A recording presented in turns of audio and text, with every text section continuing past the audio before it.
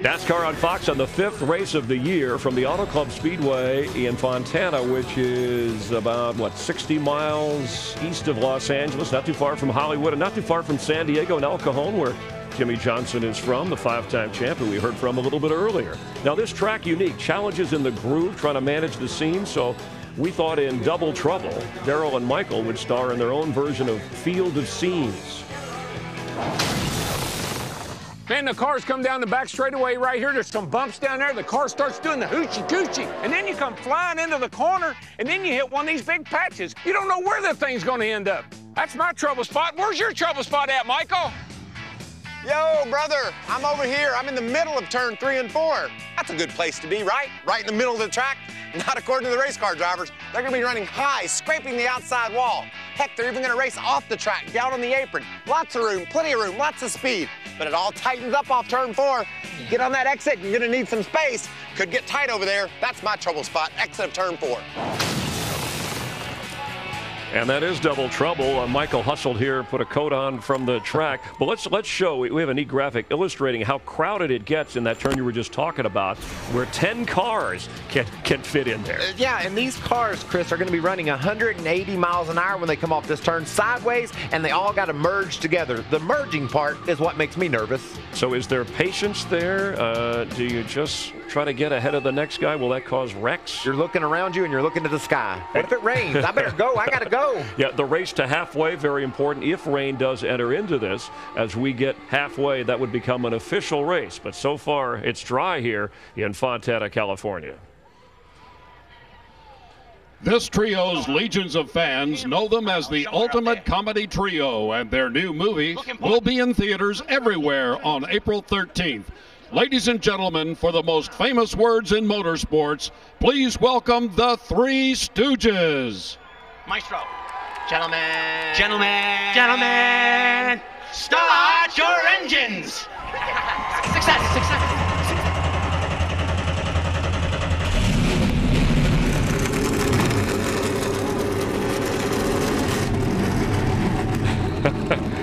Nothing like the Stooges to get those engines fired up. What are you looking at, Michael Walter? There's only 2 of us in here. The race is right around the corner on Fox. Let's go racing, California style. Here comes Hamlin. You know what they're doing? They're having fun. Yes, they are. Oh, man, are they tight right there. Better not take their eye off Kevin Harvick. Here he comes. Harvick wins it.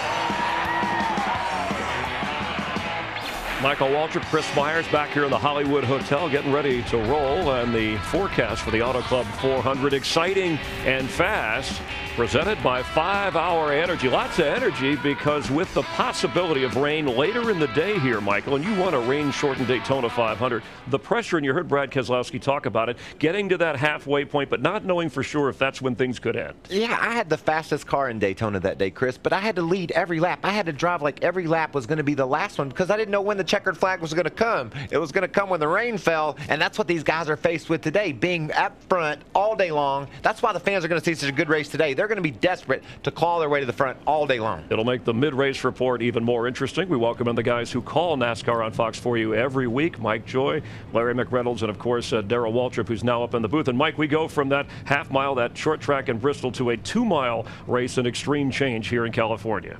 Right, Chris. These tracks couldn't be more different. Bristol's only 40 feet wide. This track is twice as wide. It's 4 times as big around, and the speeds. Well, you'll see more than 200 miles per hour entering the corner here. But, Darrell, how is driving the race car here so much different than Bristol? Well, Mike, you got 14 degrees of banking. So when you go off in that first turn at over 200 miles an hour, close to 210 sometimes, and there are seams that we've talked about, the seams with the sealer. It won't be so bad today because it's overcast, but at 200 miles an hour, 14 degrees of banking, you hit one of those seams, you don't know which way that car is going to go. The back end can snap around, the front end can take off. It's not too bad when you're by yourself. But when you got people around you, look out. Oh, boy. Larry, to get your car to victory lane, what are your biggest concerns today? Well, this is race number 5, and to give up on the stopwatch over a long run is the most of any racetrack these drivers have had to deal with so far. And every time we've been on the racetrack this weekend, it's been different because of the weather. I think you're going to see major changes even on the drivers that are leading this race, but my big concern, what adjustments and what do I do on that final pit stop in this 400-mile race? All right, the field begins to roll off pit road. There is a threat of rain. They'll be racing hard to halfway and beyond in the 400-mile distance today. Let's have a look at the Geico starting grid. It's an all-Toyota front row. Teammates Denny Hamlin and Kyle Busch on row 1. Mark Martin, another Toyota, in row 2 with Greg Biffle's Ford, the point leader. Row 3, Casey Kane looking for a good finish. It would be his first of the year. He's a past winner here. And Ryan Newman. Kevin Harvick won last year, led only the last lap. Joey Logano won yesterday. Tony Stewart won here in the fall of 2010. And Jimmy Johnson, 5-time winner, leads every category here. Clint Boyer and Carl Edwards. Clint was very quick in practice. That's the 6th row. In row 7, Martin Truex and Dale Earnhardt Jr. Then Matt Kenseth, who is a 3-time winner here there with Jamie McMurray. Brad Keselowski, last week's winner. And as you have a look back through the rest of the field, Darrell, let's go to the front row. Let's see if we can get our pole sitter here. Denny Hamlin, it's a DW. Got a copy, buddy? 10-4. Denny, you've won everything so far this weekend. You won practice, you won the pole. Can you win the race?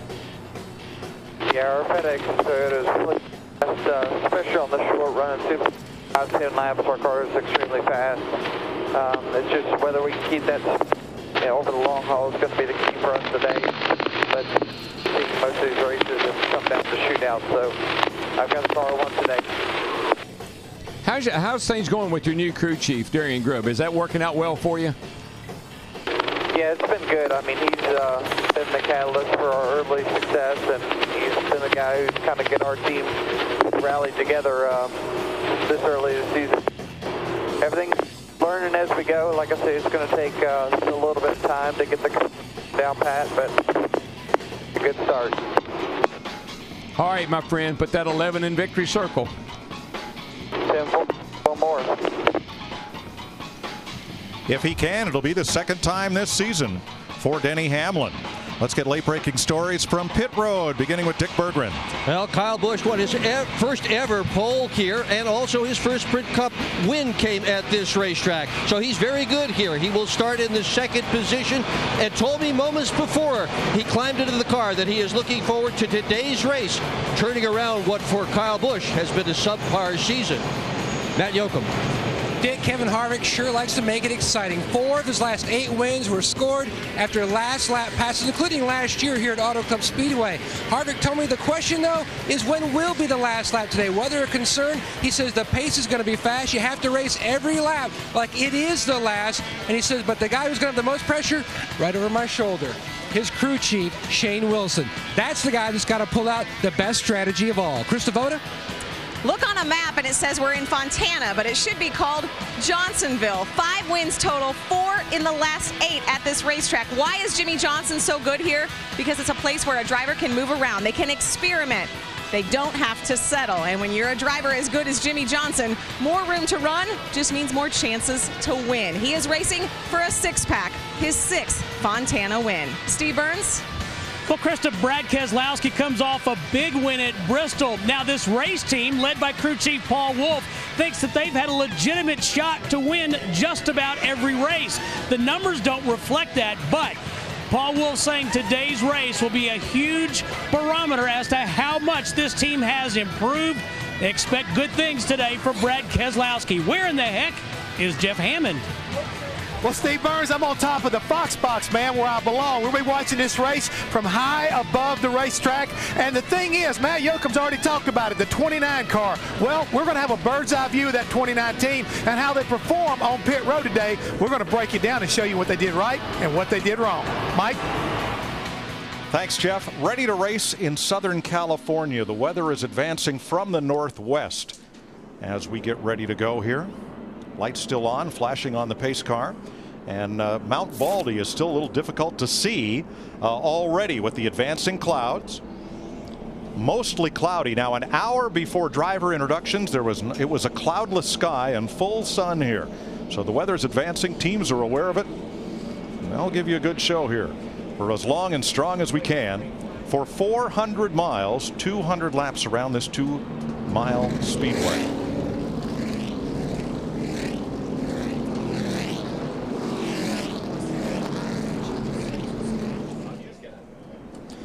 This race is brought to you by Budweiser, the beer that starts with full flavor and ends with a crisp, fast finish. Great times are waiting. Grab some Buds.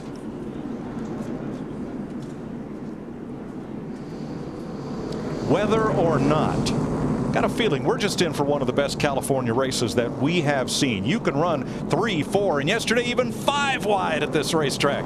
It's go time. There is an urgency. When there's weather in the area, there is always an urgency. There's urgency on the track.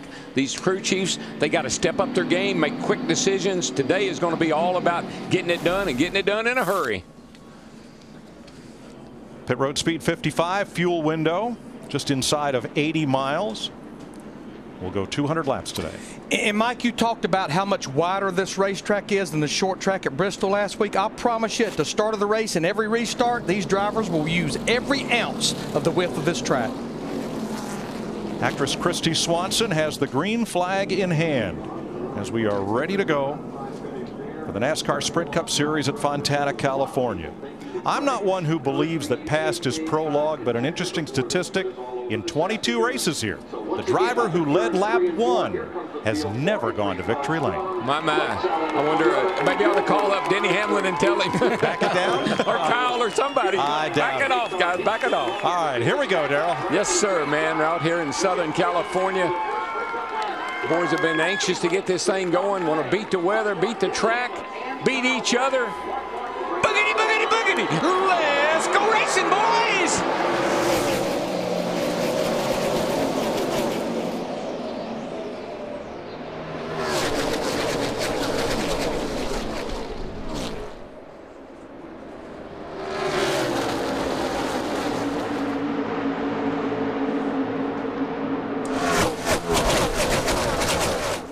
Busch and Hamlin side by side, 3, 4 wide at 4th.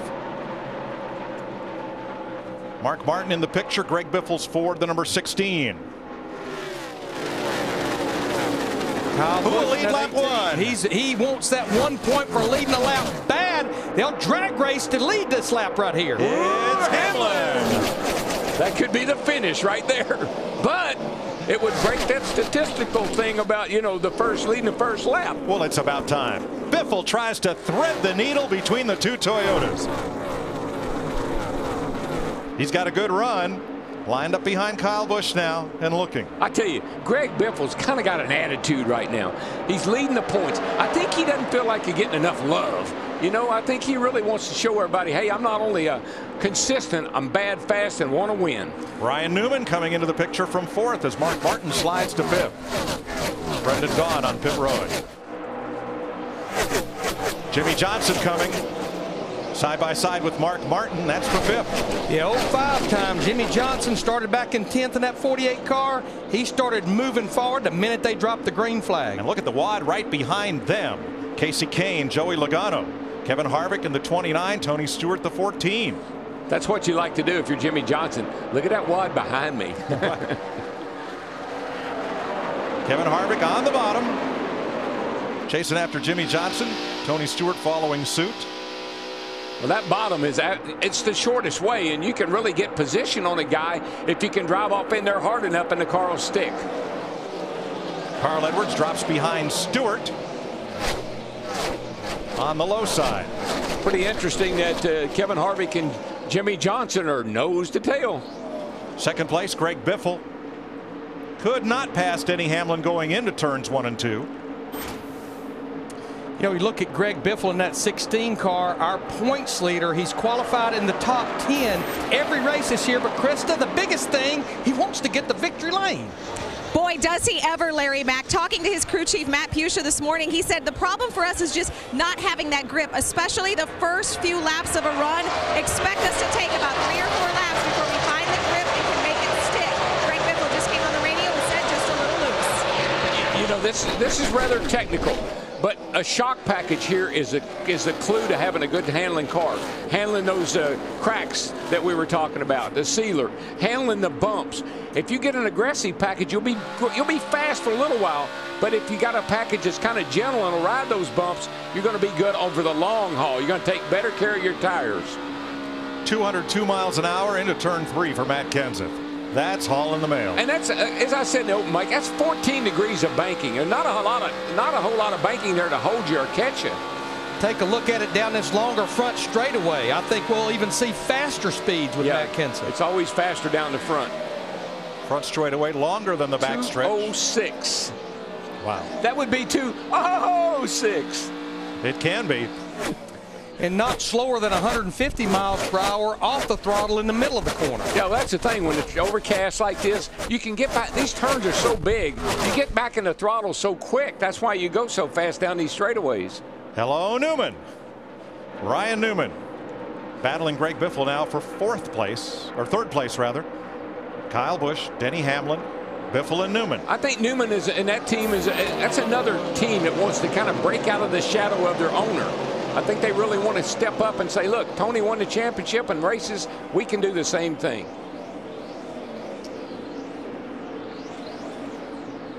Matt? Mike Newman told me that his race car pretty consistent all weekend, but where other drivers have struggled the most, the bumps and seams down in 1 and 2, that's the end of the racetrack that he has seen the most consistency and the most out of that 39 machine. They feel like when other guys start to lose grip on their tires and move up, he'll be even more of a rocket on the bottom. Yeah, Matt, I'll be anxious to see how Ryan Newman is on indoor run, because one of the things that's bit Ryan Newman and his team, they're good in practice on Saturday, but they don't make adjustments to keep up with the track during the race. And Larry, you could blame that on the crew. You can blame it on the crew chief. I got to say it's more driver responsibility. That driver has to keep telling the crew chief what the car is doing, almost lap after lap.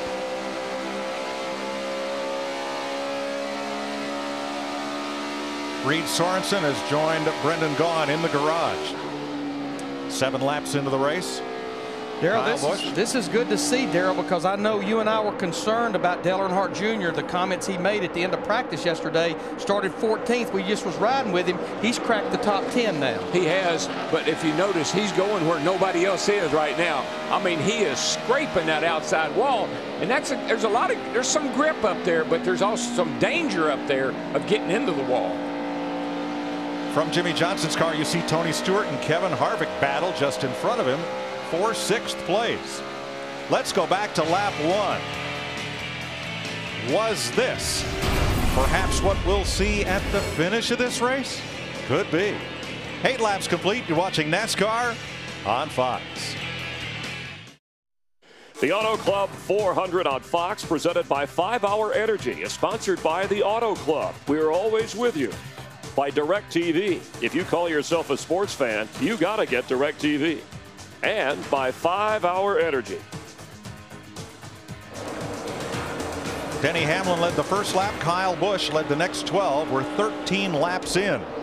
Here in Fontana, California, there's the separation first to second. They lead our Toyota top performers in what is a home game for Toyota Motor Sales USA, headquartered in Torrance, California, not far from here. It doesn't surprise me to see Kyle leading this race. He had a great car here yesterday, and they had trouble at the end of the race in the pits, and it cost Kyle having a shot at a win, and there's definitely a good finish. But I think he really brings a lot of energy and a lot of information into his team today because they got to run that race yesterday. Good point. Tony Stewart won the battle with Kevin Harvick. They went at it, looked like Smoke put a slide job on Harvick down in the middle of the corner as they battled. Here's a look. And I'm sorry. That was Tony saying, hey, bud. And that's Harvick saying, I'll push you on the straightaway now, but you do that again, I'm going to push you in the corner. Which is what he did to Jimmy Johnson on the last lap a year ago to win the race. Stewart now has passed his teammate Ryan Newman and moved up into 4th. And Mike, I don't know what happened, but about 2 or 3 laps ago, that 14 took off. He passed Dale Jr., he passed Kevin Harvick, he just goes by his teammate Newman. He's on the move. Well, Darrell, remember back to qualifying when Tony Stewart got really loose in turn 4 coming to the green flag, and he keyed the radio and he said it something like, uh-oh, I'm going to have to make this up for you. And he did. Yes, he did, buddy. And this is the 5th different type of racetrack we've been to, but if there's a track that's relative to here, it would be Las Vegas, where he won a couple of weeks ago. Hey, Darrell, I talked about my double trouble, how wide turn 4 is.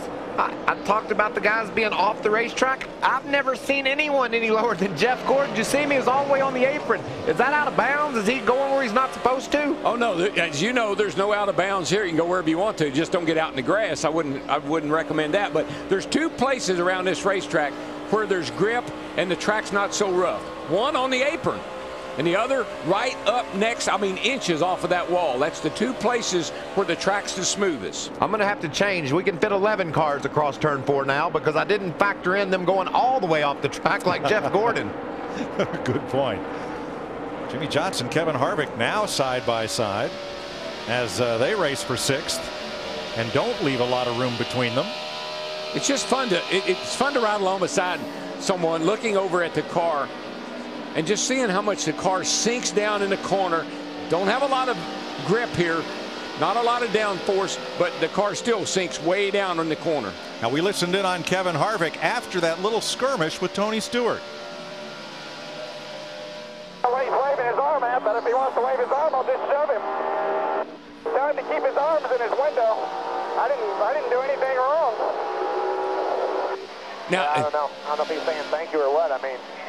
That's cool. He wants to dive like that, but you got to leave us a lane. We can run so much fast off the corner.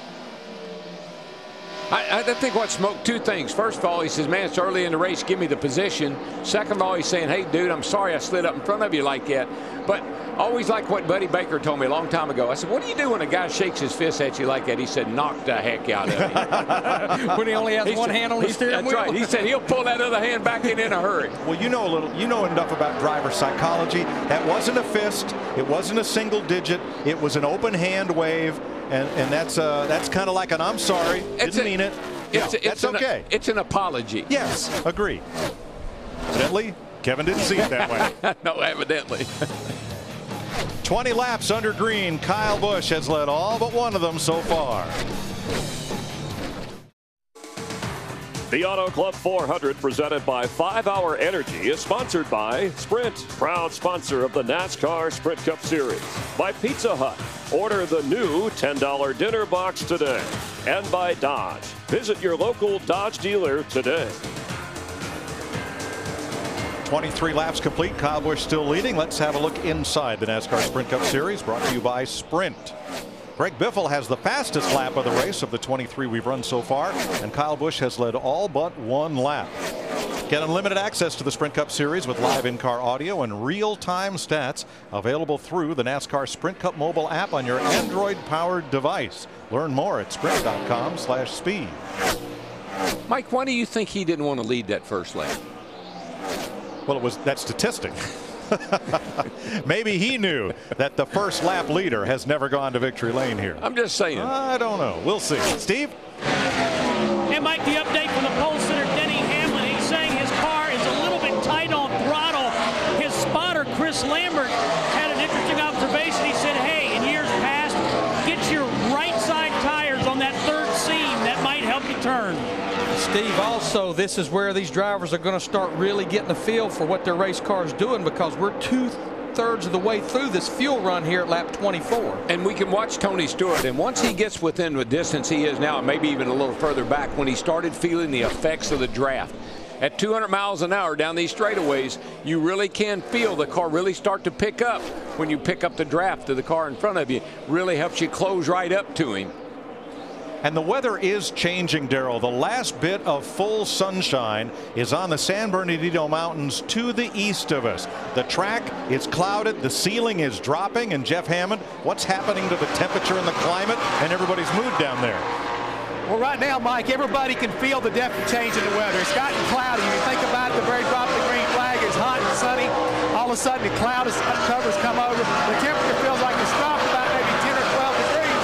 I really expect a lot of these cars to start going through a transition as we come up to this first round of pit stop, and the crew chief's about to make a decision what to do to make kind of dial these cars in. And one other thing, guys, seeing these cars run so high up against the wall,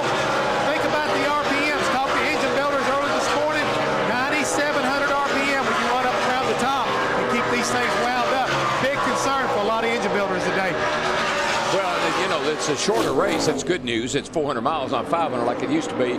But one of the things I'm noticing with Tony Stewart, and this is what happens on a low bank racetrack, high speed, you pick up arrow push. When you finally get up to the back of that guy, it's really hard to make that pass because you can't keep the pressure on the nose of the car. You lose the nose of the car and you got to back out the throttle. So you really got to work hard to get by somebody once you catch them. Larry, we're getting late into this run. We're 27 laps in. We'll see pit stops lap 35 to 40. 3 cars stand out as being the quickest cars on the racetrack. Tony Stewart, wow, Jimmy Johnson, Jeff Gordon. That supports what you were just talking about right there. Yep. But yeah, talking about Jeff Gordon and the 24 cars, we see Denny Hamlin trying to do that slide job on Tony Stewart right there. Jeff Gordon searching for speed in that 24 car all weekend long. I think they finally found it yesterday late in the practice. Started 21st. He has now cracked the top 10. Tony Stewart thinks he's at Eldora. I mean, he is taking that thing in on the bottom and just sliding it right up in front of these guys. He did it to Harvick. He just did it to Hamlin. That really ticks a guy off, because it's like you taking advantage of me, you know, which is what racing's all about. But when you do that to a guy, he says, you know, I saw Hamlin coming off 4. I couldn't wreck you.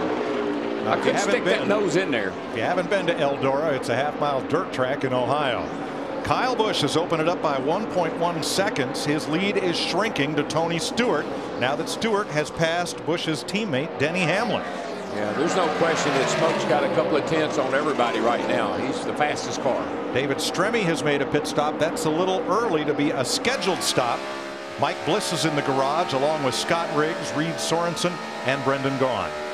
I definitely think we'll see most of the drivers be a little conservative on this first run as far as not trying to stretch it too far, take a chance of running out of fuel, because this will be the first long run of the race.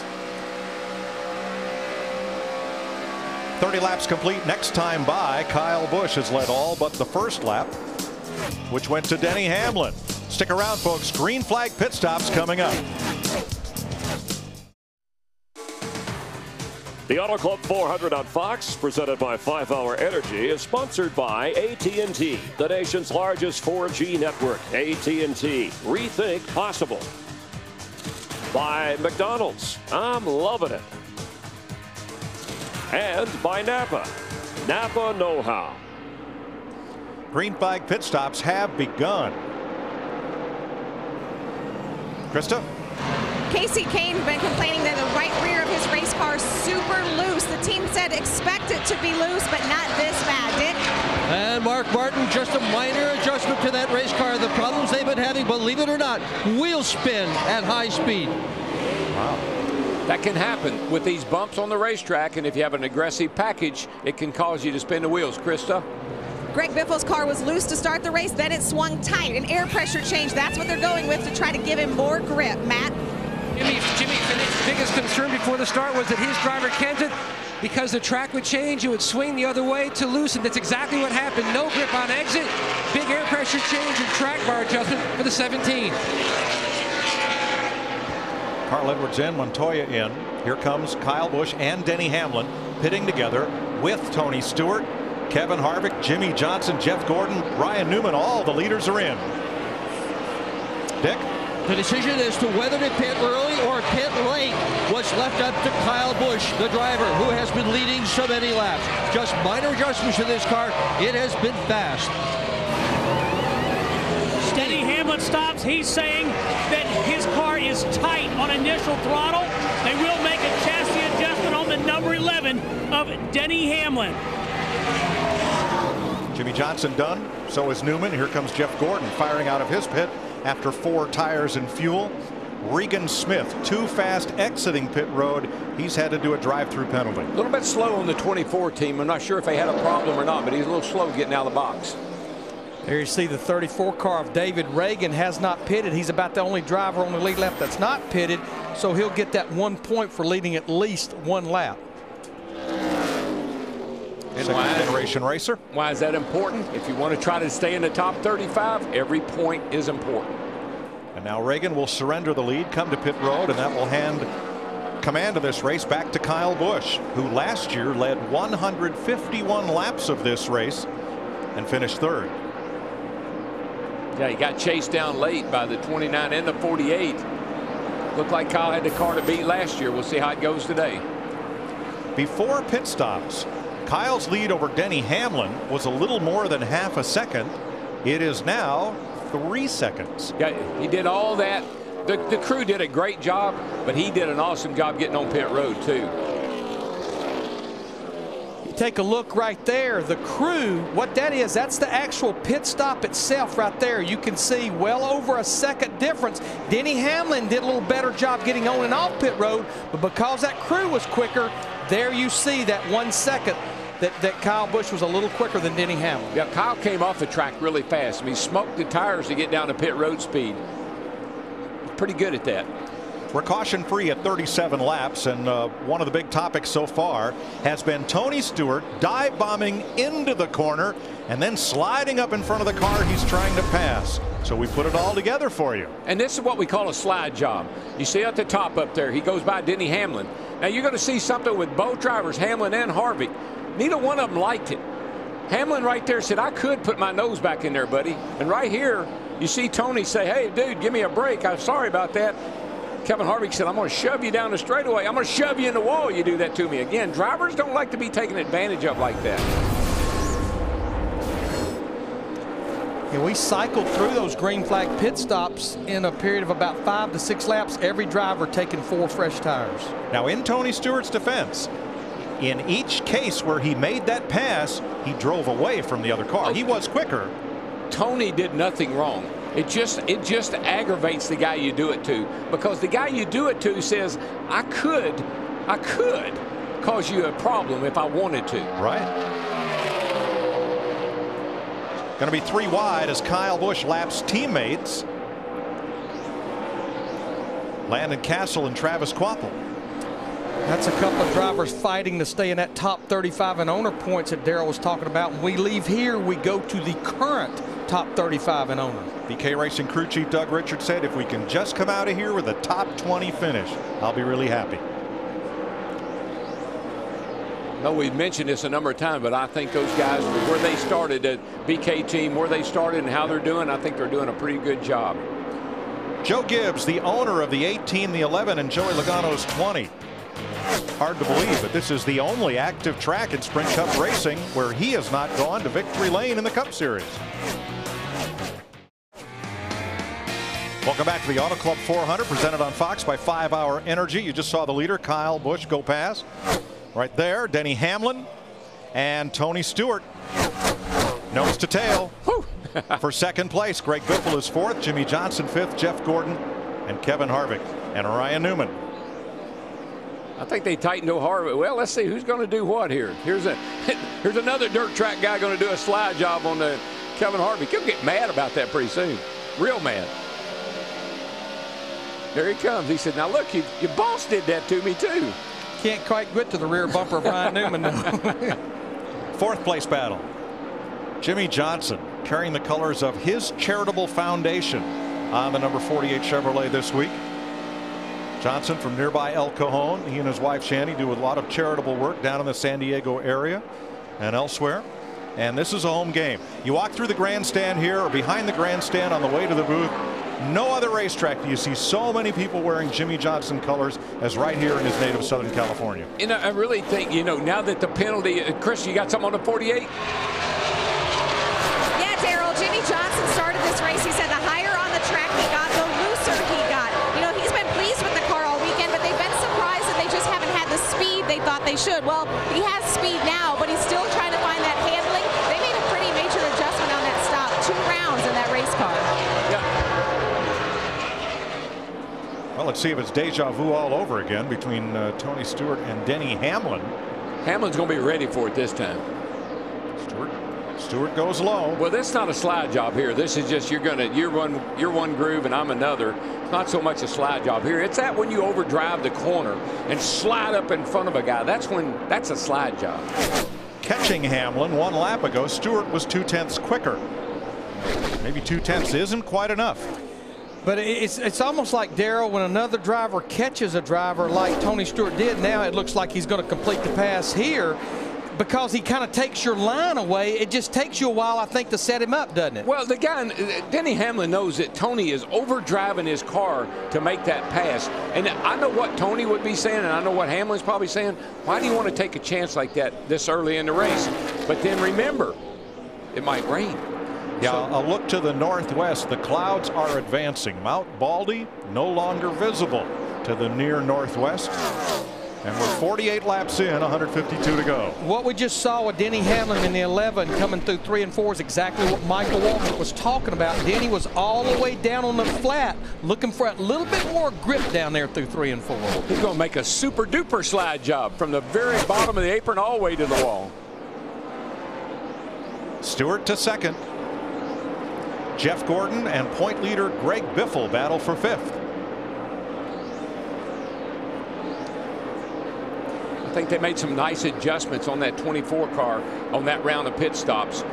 He wasn't all that good there when the race started, but he looks like he's got his car tightened up coming to the front. You know, when you look at Jeff Gordon in the 24 car sitting 23rd in points, I think that's so artificial. The engine failure in the Daytona 500. Last week at Bristol had a top 5 run going, gets his tire cut down by the exhaust pipe on his teammate Dale Earnhardt Jr. Yeah, Casey Kane's the same way, Larry. I mean, we know that those cars are fast. We know they're great drivers. Casey Kane and Jeff Gordon both. They just had some bad racing luck to begin the start the season with.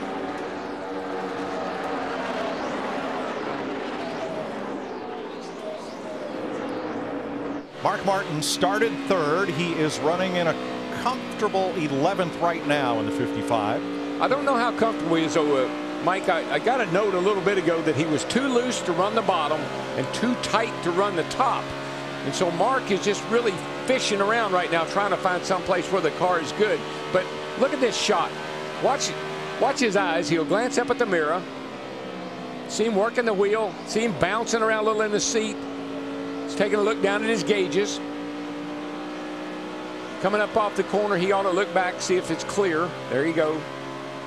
And now here you go. Watch him. He's going to do the hip hop down the back straightaway, hitting through those bumps. Daryl, I love how it drives him down in the seat right there, entering the corner over 200 miles an hour and only 14 degrees of banking, which is not much banking. Plus, I like that they've added this piece right here to his side headrest to limit the amount of bouncing around back and forth that your head goes through as you roll through the banking here. Nice. Kyle Busch has led 50 laps so far. The Auto Club 400, presented by 5 Hour Energy, is sponsored by Budweiser. Great times are waiting. Grab some buds. 45 laps from halfway in Fontana, California, in the Auto Club 400 with Kyle Busch, your leader. He's led all but 1 lap so far. And a good time for an AT&T race break with Michael Waltrip, Chris Myers from our Hollywood Hotel here in Southern California, where the rain could be a factor. Remember, the race is official at the halfway point. At the start of the race, Brad Keselowski on his radio talking to his crew chief, talking about, hey, we're going to at least get to 100 laps, and that's key, Michael. Yeah, and you can see there, Brad's taking the short way around this place, down off the apron. There's a sense of urgency for all these guys, though, Chris. Brad started back in the 17th spot. He's been able to race his way up toward the top 10, but not making the progress he wants. These guys need a caution. They want to work on their cars and get reset, but it's not happening. And Dale Earnhardt Jr. all moving at a fast clip inside the top 10. Coming into the race, he was the only Hendrick Motorsports car ranking in the top 10 in points. And you know, you got to respect what Junior's doing this year. Look how rough this track is. He's bouncing around in there, but consistently running inside the top 10 up front every week. Led a lot of laps this year, so this is a good run for Junior. And a lot of radio chatter talking about his car status. Meanwhile, Jeff Gordon has moved up 16 spots. He's had success here inside the top 5. Yeah, this guy is coming. He's really fast. He's driven up inside the top 5, like you said. Another guy going the other way is Casey Kane. I talked about before the race. I liked Casey Kane. I thought he would be a factor today. He's falling back. I talked to him before the race. He said, my car might be a little bit too tight early because I can't take a chance on crashing again. When I get it freed up and we get strung out, then I'm going to come to the front. Be interesting to see if he's right or not. And one of the things Jeff Gordon said was, just because you can take the high groove here doesn't mean you can handle in and out of the pits or some of the other moves moves. It's going to be a mystery much of the afternoon. They've been dicing it up, haven't they? Tony Stewart and Kevin Harvick kind of arguing over space. We saw the same thing with Denny Hamlin. A lot of action going on. I love this shot from Mark Martin. Look at those eyes. He is so into what he's doing. Look in that mirror and making sure he's not cutting anybody off, trying to communicate with the crew. There's so many things these drivers are doing inside the cockpit of these cars. And let's see how the drivers are doing in the AT&T Fastest Driver Challenge here. You can text FAST to 34763 or go to AT&TFastestDriver.com for a chance to win 4Gs. Brought to you by the nation's largest 4G network, Rethink Possible. And let's return as we see Kevin Harvick and Greg Biffle going by each other to Mike Joy upstairs. Mike, Joe Gibbs Racing trying to win their first Cup race here ever at this speedway. Right, Chris, it'll be Gibbs' first win. In fact, Toyota is still winless here in 22 starts in the Cup Series. We've had one round of green flag pit stops, which Jeff Hammond has now had a chance to analyze. Yeah, Mike, right now we're sitting there looking at Kevin Harvick, but what I noticed in that first pit stop when they come in, watch how everybody worked together. This team right now, they look like they were just, one solid group all the way around. All of a sudden they're down on the right side. You see them come around, and Jackman hits the stop. It comes up, and all of a sudden you see the two front rear tire changes. They're done, and they're out of there. Everybody's really happy. A good solid stop at 13.3. That's how you keep the driver up front, and that's how you keep them happy. Save on that tire that came off to send it back to the pit wall instead of it maybe rolling away. Had a small battle there between the 24 and the 48 for just a little time. Jimmy Johnson decided Jeff a little quicker than him, let him go. But I think, Mike, what we're seeing is just like what we saw before the last set of green flag pit stops. A few drivers going to the forefront. Their cars seem to be staying with them. Tony Stewart being one, Jeff Gordon in that 24 being the other. Good point. Darrell, what a contrast to last week when every time we looked up there were two cars side by side and it was always teammates battling each other hard on the half mile at Bristol. Well, you know, teammates, they got access to the same information. And with this new fuel injection system and the ability to look at another driver's track how he drives a corner, how he brakes, how he gets on the gas, I think we're going to see that more. Of sharing information whether they want to or not. I think so too. And a lot of it has to do with driving style. Let's go back to 10th place and Carl Edwards Ford. Here's Steve. Yeah, Mike, Carl Edwards has not been able to make a ton of progress. He said it's slick in 1 and 2. It's sliding the nose. I can't get the front to grip much at all. We heard that out of so many drivers in practice yesterday that, the rear of the car feels like it's stuck pretty good, but when I turn the steering wheel, the front tires aren't responding. A look to the west shows brighter skies, but rain to the northwest about 10 miles out as we race in Fontana.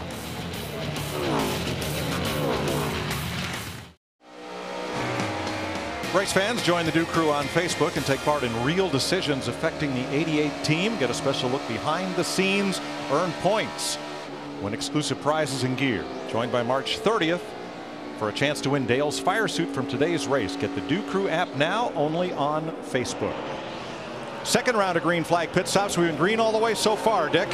And Mark Martin on your right is pitting a bit earlier than everybody else. A minor chassis adjustment to the car. He had been running in 11th spot. Tough break for Jamie McMurray, missing a lug nut. He's got to come back in as Dale Jr. rolls into his pit. Krista? Mike, what he was talking about on that last run, he said finally the rear end is starting to get underneath the car, but I've got to move around to find that rear grip. Crew Chief Steve Letarte said, we will get it for you. Casey Kane's in, A.J. Allmendinger, Joey Logano in the pit lane. To that 18, he gets on pit road. Marcus Ambrose, Bobby Labonte, and here's Kyle Busch bringing Tony Stewart with him down pit road with Dave Blaney, Paul Menard, David Rudiman. Allmendinger really locked the brakes up getting onto pit road. Completes his stop. Here's Dick. And Kyle Busch had to drive around Marcus Ambrose's car in order to get into his pit. He's parked a little bit crooked in here, but that's not a problem. Tony Stewart also on the way into his pit road. There's Matt.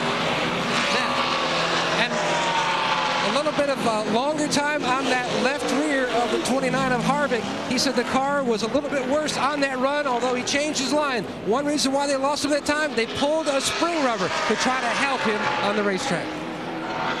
Denny Hamlin led another lap as Brad Keselowski complete his stop. Jeff Gordon, the new leader. Here's Steve. Oh, excuse me. Coming down pit road is Hamlin. Newman comes into his pit. Matt.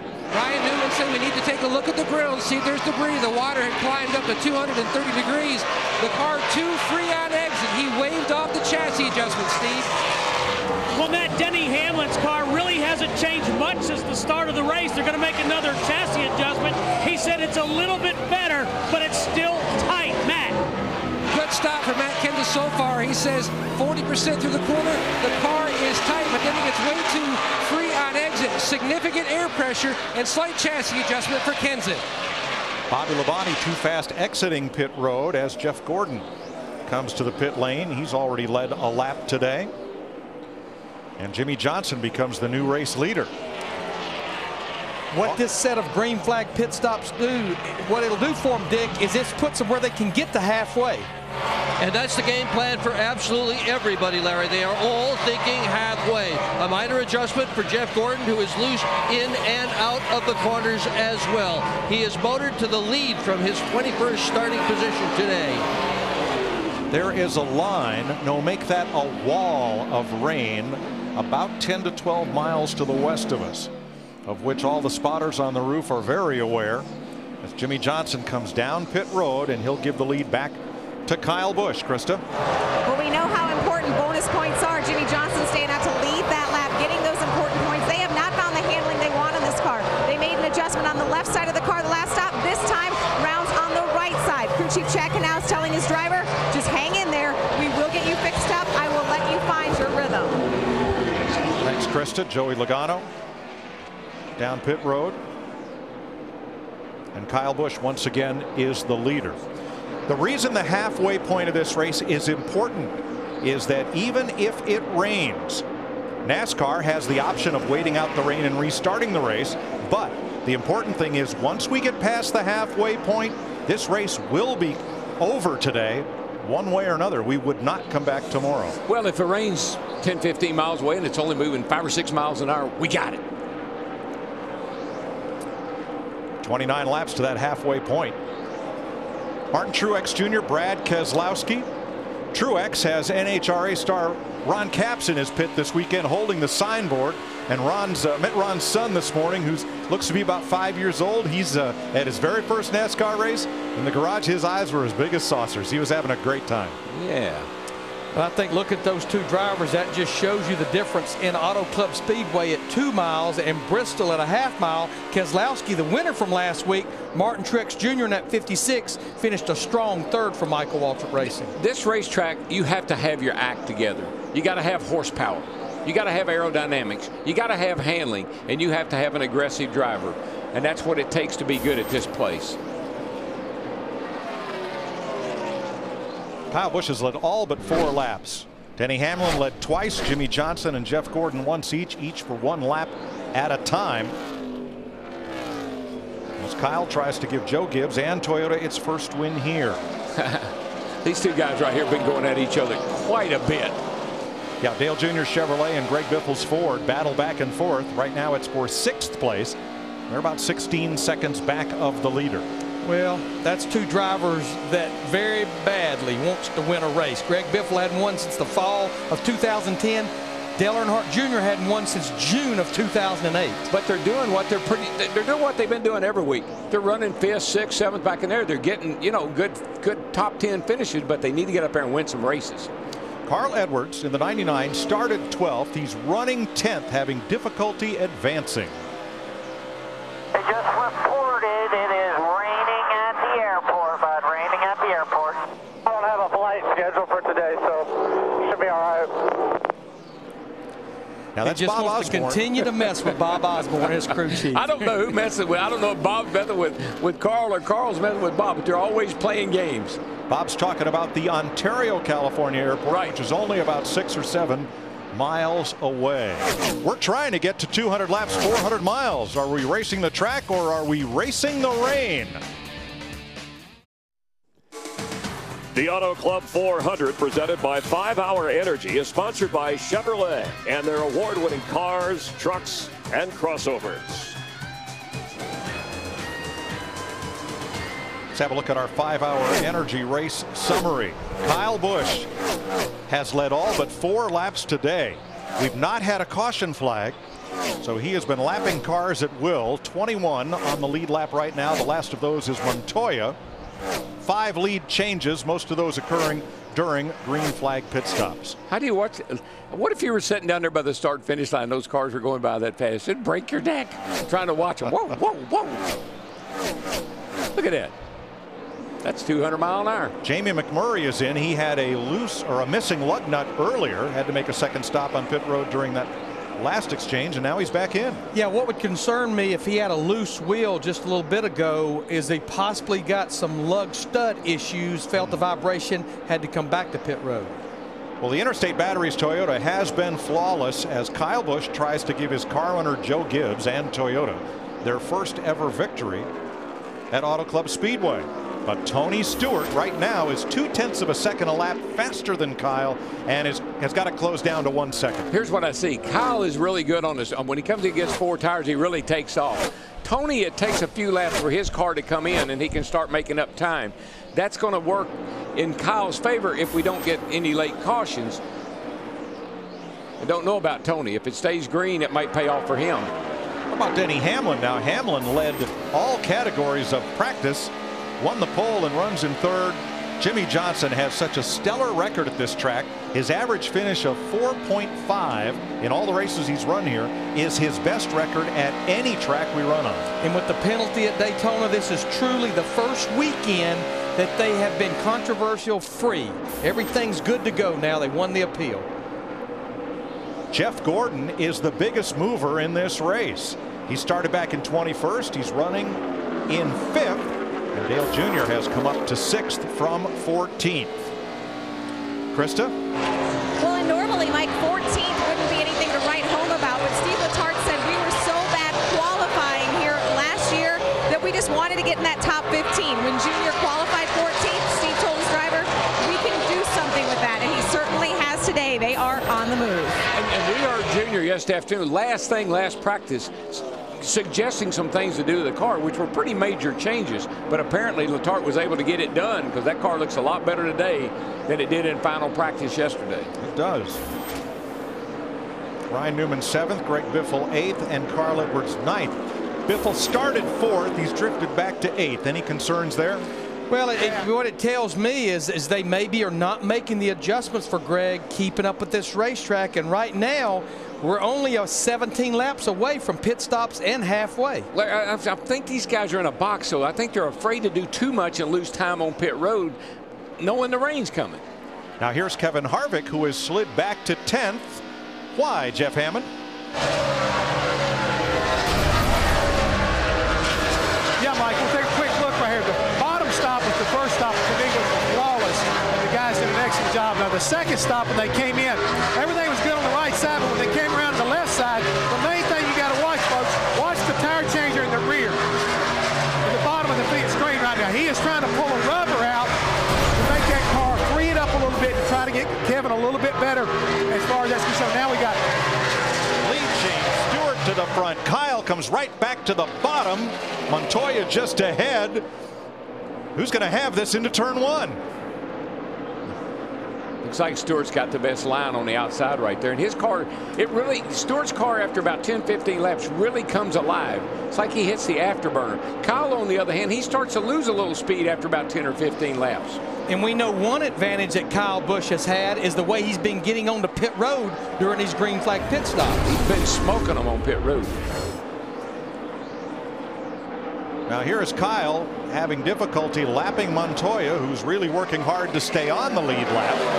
And that opened the door, or rather, that kept that door closed, and here came Stewart. Yeah, well, it broke Kyle's momentum there just enough that Tony was able to chase him down. And here comes smoke. Look how much faster. Closing fast because Kyle had to get out of the gas to stay off of Montoya. Yeah, Stewart came into the corner 10 to 12 miles an hour faster, had to whoa up. Not sure which way Kyle was going to go on Montoya. And it finally settled out in favor of Stewart, who now leads Kyle Busch by half a second. Not a lot of room right there, was there?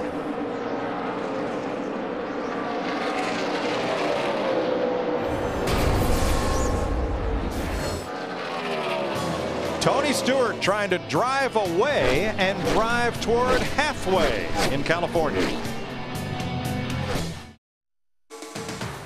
The Auto Club 400 presented by 5 Hour Energy is sponsored by Diet Mountain Dew. Yeah, it tastes that good. By Ford, proud sponsor of NASCAR. By KFC, come in today and taste why fresh is better. And by Goodyear, the official tire of NASCAR. Caution free in Fontana. Tony Stewart leading. Here's your Ford F-150 EcoBoost track facts for today. Roush Fenway has the most NASCAR wins here, 15. Matt Kenseth was the last Ford winner at this track 2 years ago, and Rusty Wallace, the oldest winner at this racetrack. He was 44 when he drove a Penske Ford into victory lane. It's Tony Stewart, your leader. Kyle Busch has fallen 1.8 seconds back of Stewart. I'm not so sure, Mike. I can't get a good look at that 18 car, but I think he may have scraped the wall at some point here in the last little bit. But one thing I'm noticing, if he did, it's like he's regrouped. And now his lap times are actually a little bit better than Tony Stewart's. So I'm not sure if he got in the wall and he had to slow down a little bit to see if there's any damage. And now he's going to drive back up there and see if he can chase Stewart down. Let's have a look at this. Watch where it says Auto Club Speedway. That ball is white. Yeah, and there you now go. It's not. He didn't pound it. He just kind of scraped it. But I think that really broke his focus, broke his momentum. And I think now, as I watch the lap times, he's starting to pull back up on this Tony just a little bit. I think he realized the car's okay and go back to driving hard. Yeah, he's keeping tempo now with Tony Stewart. You can see it on the intervals right there over the last 3 laps. Casey Mears making an unscheduled stop in the garage. Josh Wise and Michael McDowell now joining David Stremme, Mike Bliss out of the race, Scott Riggs, Reed Sorensen, and Brendan Gaughan. But we're getting real close to what we're going to see as green flag pit stops. In fact, I think I'm seeing A.J. Allmendinger, the 22 car, on pit road. So we're within about 5-6 laps of those stops, 6 laps of halfway right now. And the clouds and the rain have stopped advancing on Auto Club Speedway. They're still off to the west about 6 to 10 miles. But we're starting to see the mountains again, which means that this is lifting and may stay away. I hate to bring it up, but you know, go ahead. The old vortex theory could just be working it really well today. Scientists debunk it, but the anecdotal evidence says that when cars are racing around the track creating heat and a funnel of air, the rain stays away. That's my story, and I'm sticking to it. I'm right there with you, brother. 5 laps to halfway. Tony Stewart's lead over Kyle Busch, 2 seconds. As he works past David Reagan, Stewart has 2 wins in rain-shortened races, Loudon, New Hampshire, and Michigan, both in 2000. But let's not get the wipers and the rain tires out just yet. It's because we don't have any. We're going to try to go the distance, which is 200 laps, 400 miles today. And when I look at our top 3 drivers, Stewart, Kyle Busch, and Denny Hamlin, they pretty much have been on the same schedule as far as green flag stops. I anticipate around 102 or 103 they'll be on pit road. Here's Martin Truex Jr. Battling Casey Kane. Michael Caine is back there in 13th after qualifying 5th. Part of the plan? Yeah, you know, he talked about having a tight car early so that he didn't get in a bind. He wanted to make sure he survived today. Thought he could free that car up and drive it toward the front. We haven't seen him have a chance to really do that yet, but a car that is beginning to make a move back toward the front, like Darrell said, Kyle Busch. He ran into the wall, and he's going faster, Darrell. Sometimes, you know, you realign things a little bit, and it makes the car go faster. Push that fender in a little bit, bump that nose out. Now Marcus Ambrose in the 9. He is in 19th place. He's the first car 1 lap down to race leader Tony Stewart. As pole sitter Denny Hamlin now in 2nd. His teammate Kyle Busch 3rd. Jimmy Johnson, Jeff Gordon the top 5. Yeah, with only 18 drivers on the lead lap, being that first driver 1 lap down is huge. Should we get that caution, you get the free pass, get back on the lead lap. we saw Kyle Busch get into the wall down in 3 and 4. It takes a driver a few laps. Sometimes it'll knock the toe off a little bit, and it'll change the position of your steering wheel. Sometimes it will feel a little different to you for a lap or two. You have to adjust to what happened to the car, and then you can get back to concentrating, focusing, and get back doing your job. Well, the last time we saw Carl Edwards in the 99, he was stuck back in 10th and could advance no further. But Steve, now he's up to 7th and closing. Yeah, Mike, he just said the balance on this run is pretty good. He has started to move forward. They're going to take 4 tires, make a track bar adjustment, and Mike, a small air pressure adjustment, but they are moving forward. You know, looking at Carl Edwards in that 99 car, he amazes me at the things that he does outside of driving a race car. This past Wednesday, Carl was in Fort Worth, Texas, and he trained with the SWAT team there, did live range shooting, but rappelling up and down an 8-story building. He's not afraid to try anything one time. Pit stops beginning with Jeff Burton. Cat Chevy. We have not had a caution flag in these first 99 laps. Well, it's been a while since that's happened.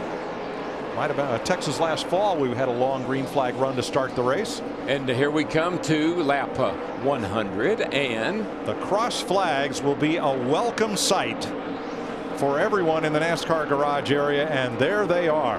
Halfway this time, halfway. That means that even if this race becomes rain delayed, one way or another, it will become official today. Just heard the crew chief ask for water temp. You'd say, well, what? Why would he want to know that right now? Might be able to stick a piece of tape on that grill. If it's not running hot, a little tape on the grill here would create some more downforce and better straightaway speed. He may be just looking for a little adjustment he can make as we get into the latter part of the race.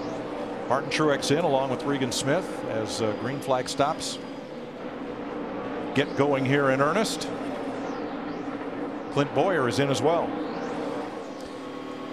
Now that we've crossed through halfway, Marcus Ambrose in. We've seen a lot of mistakes made by drivers and pit crews on these green flag stops. Steve, how about Martin Truex Jr.? Well, Larry, he's saying my car is a little bit tight. And he said it's also tight to get around the other guys. 4 tires and an air pressure adjustment. Krista? Steve, a loose race car is what Clint Boyer has been dealing with most of the day. They've made slight adjustments throughout the day to try to get him a little tightened up. Kevin Harvick's in along with Greg Biffle. Matt? Tremendous amount of brake dust, Mike, off those front wheels. Harvick's in the car, not responding like practice. Way too free on exit. Big air pressure change for Harvick. Krista? Just like DW called, tape on the grill. That's what Greg Biffle wants to get that downforce. He also wants the track bar up. Casey Kane, Mark Martin, and Brad Keselowski also in. Matt? And the service already completed on Kenseth. Absolutely no grip, making headway. Big air pressure change from Jimmy Finnegan, the guys. Montoya pits. Here comes Dale Earnhardt Jr. along with Joey Logano and Ryan Newman. Krista. Oh, Matt, excuse me. And Ryan Newman was reported possibly sprinkles over in turn 2. He says we're making a lot of headway on this 39 machine, but he still needs it snugged up. Krista. Dale Earnhardt Jr. has been complaining of no rear grip, but Junior Nation is going to love this. He said, my car is good now. Thanks, Krista. Brad Keselowski too fast entering the pits. He'll get a drive-through penalty.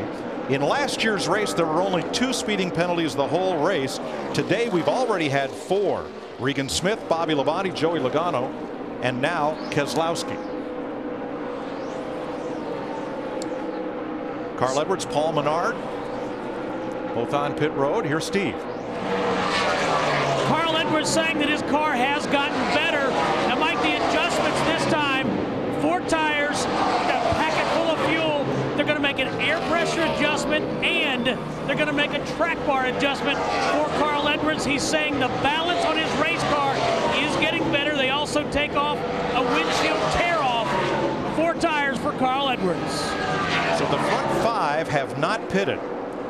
Tony Stewart, Denny Hamlin, Kyle Busch, Jimmy Johnson, and Jeff Gordon. When I watch the lap times of Stewart and Hamlin running second, Hamlin was cutting into Stewart's lead a little bit. It's almost like Stewart looked back and said, well, I think I'll pick the pace up a little bit. Yep. He picked up a couple of tenths. J.J. Yaley, too fast entering pit road. And Mike, I think now that we're past halfway, a lot of these drivers and their crews are thinking, what can we do to get to the end of this race now? It's honestly, after this stop, it's a two-stop race to the end. Here are the leaders. Stewart, Hamlin, and Busch. 1, 2, 3. Coming down pit road. Who will get out there first as Jimmie Johnson gets the lead? Dick? Well, Tony Stewart on the right-hand side of your screen. Just some minor changes to that car. They do not want to change it very much. He would like to loosen it up a little bit, but they're afraid to mess up the middle. Steve. Well, Dick, Denny Hamlin's car has gotten a little bit better and a little bit better. His car started out tight. He said, just make a little bit more of an adjustment. We're going the right direction. 4 tires for Denny Hamlin. So only Jimmie Johnson and his Hendrick teammate Jeff Gordon remain on the racetrack.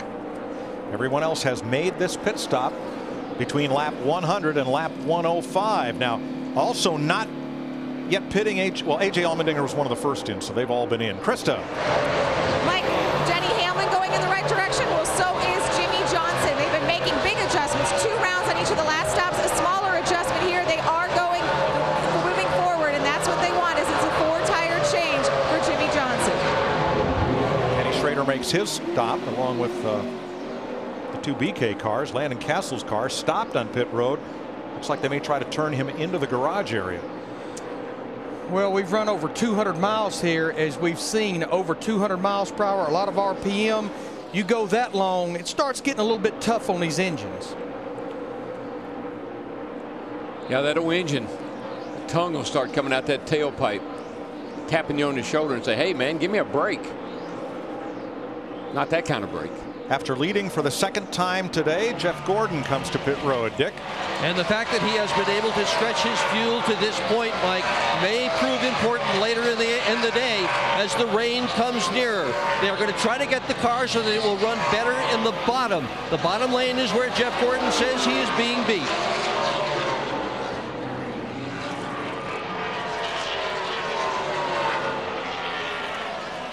Jeff about took his gas man there back out on the racetrack with him. He was trying to get every bit of fuel that he possibly could. Let's take a look at it here. See, they're changing the left side tires, trying to pack that car of Jeff Gordon's full of Sunoco race fuel, and he just didn't get it out, barely at the last minute. Now look at the white line. Yeah. That results in a penalty because equipment was removed from the pit box. Equipment here. Just got to do a stop and go. Yep. Got stuck. When you want to do it? Right away, as soon as you can. So, Mike, that's about 7 mistakes we've seen made. Yep. 5 drivers speeding, Jamie McMurray with loose lug nuts, and now Jeff Gordon dragging equipment from his pits. Will that be a stop and go or a drive-through penalty? I think that's a drive-through. Drive-through penalty. Yeah. You just have to maintain pit road speed all the way down pit road. Tony Stewart back in command. He has led 21 laps so far today. We welcome you back live to Fontana, California, and time for an AT&T mid-race report where Tony Stewart leads Denny Hamlin. Kyle Busch has led the most laps so far in this race. This is the 23rd race here at this track. We have never had a rain-shortened race, and it looks like so far dodging the raindrops. Also, caution-free so far. 4 cautions, the fewest at this point, but let's see who some of our people are looking at. Darrell, we'll start with you. Yeah, you know, I picked him at the beginning, Kyle Busch. Got in a little trouble, got in the wall, got it fixed. My man's still on target. I think he's going to win it.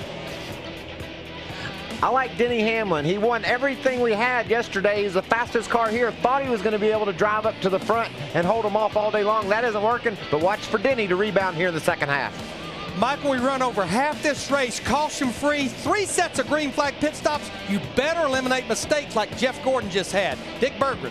Tony Stewart has won 6 of the last 14 of these NASCAR Sprint Cup races. His crew today, as has been the driver, absolutely perfect. Over-the-wall crew together for the last 3 years, Mike. 5-time series champion Jimmie Johnson has won here 5 times. He's from El Cajon, Chris. Home field advantage for Johnson. And Mike Kevin Harvick, the California closer last year in this race, came in second in points, searching for his first win, moving up to sixth, and in striking distance if the weather is able to hold out. That's our mid-race report. Let's rejoin the guys in the booth. And Mike, the strategy adjustment, certainly one because of the weather, has changed and is continuing to change. Well, it's a whole new race, Chris, as you point out. We were racing to halfway. Now, the first part of this storm has stayed to the north of us, away from the speedway. Hey, Mikey. But it's a whole new game as Hamlin closes in on Tony Stewart for the lead. Look at you golfing, buddy. Look at him go. I'm telling you, that boy's on a mission, Darrell. You talk to him, you know. He's so focused. He's so into what he's doing. Loves his new crew chief. He's got a fast car. Yeah, you know what I'd like to see? I'd like to see the pole holder win a race every now and then. Okay. And you think about it, his new crew chief was the crew chief that was with Tony Stewart in the 14 car when they won that 5 races and championship last year. We assumed incorrectly on the penalty for Jeff Gordon. Each team, each crew chief has a card that NASCAR hands out that describes all of the pit road penalties. We have one up here in the booth. And reviewing it, when you pull out of the pit and you take drag equipment out with you, it is a stop and go penalty under the green flag. That's what Jeff Gordon had to do, and of course that is a lot more damaging than just a drive-through penalty. He is now 18th, 1 lap down. Tony Stewart leads by half a second in the Auto Club 400.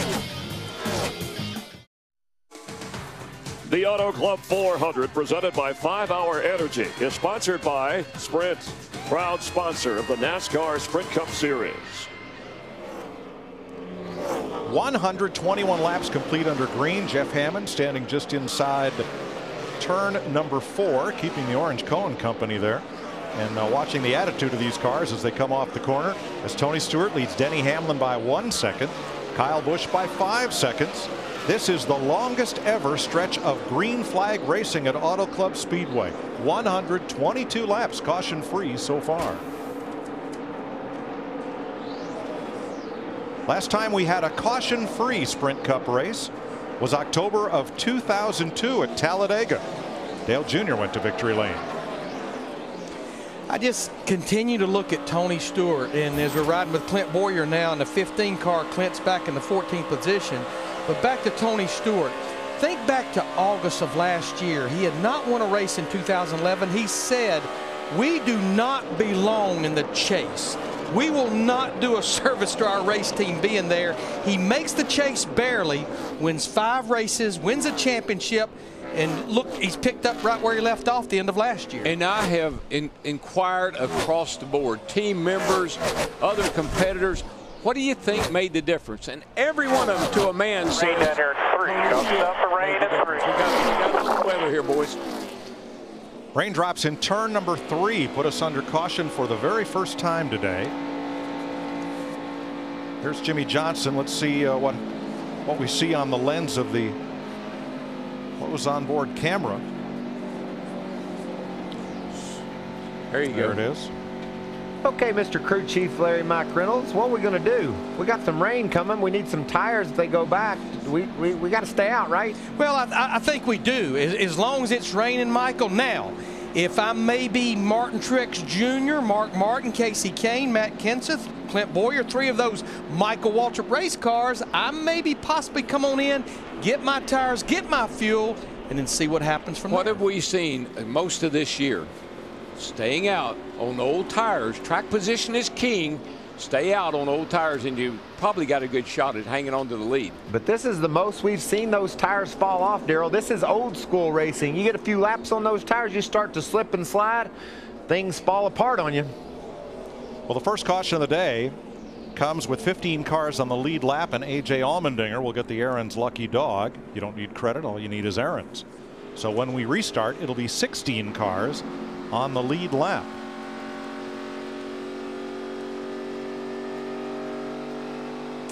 Yeah, well, if I'm probably one of these drivers or crew chiefs or spotters, and I'm looking out turn 3 and 4, especially in the top 5 or so, just not sure about hitting pit road just yet. I just don't see how you can do that. And I'll just refer back to think about Darlington last year, one of the hardest racetracks we have on tires. And Regan Smith stayed out on old tires, won the race, and we've seen that happen a number of times already this year. Well, some of these leaders must think the rain is going to... Oh, Stewart! He threw the feint on Denny Hamlin, and I don't know if Hamlin was committed or not, but boy, Stewart sure gave it the old drop, dive, and recover right there. I think old Smoke's been using every trick in his bag today. I think so, too. Krista. Jimmy Johnson and Chad Knaus want to just keep knocking out these little changes. They're making improvements on the track. They want it to continue. Jimmy saying the higher he goes on the track, the looser he gets. Steve? Well, Krista, the 11 car was committed to pit road. Crew Chief Darian Grubb telling Denny, I think this is just a few drops. The heavy stuff's not going to come through for a while. Again, just a little bit tight in the center for the 11 car of Denny Hamlin.